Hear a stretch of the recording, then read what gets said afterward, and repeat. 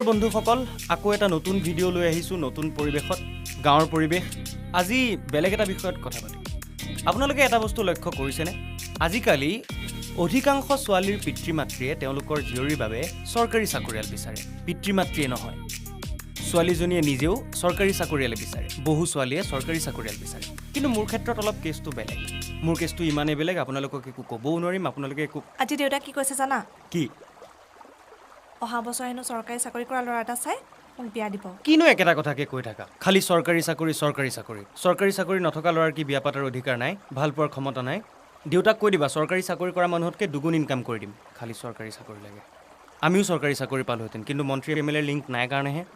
কিয়নো ইমান খং কৰি আছা মই অকল কথাটোহে কৈছোঁ মই চব ঠিক কৰি দিম নহয় তুমি একো টেনশ্যন ল'ব নালাগে কিন্তু দেউতাক কি ক'বা দেউতাক কম বুজাম যে চৰকাৰী চাকৰি নকৰিলেও উপাৰ্জনৰ বাট বহুত আছে চৰকাৰী চাকৰি নকৰা মানুহো সুখত থাকে পৃথিৱীত যিমান ধনী ধনী মানুহ আছে আটাইতকৈ ধনী মানুহবোৰ চৰকাৰী চাকৰিয়াল নহয় তেওঁলোক ব্যৱসায়ীহে কিবা নহয় কিবা এটা কৰি ল'ম নহয় দুপইচা কম হ'ব কিন্তু তোমাক শান্তি আৰু মৰমত ৰাখিমতো কিয় ইমান টেনশ্যন লোৱা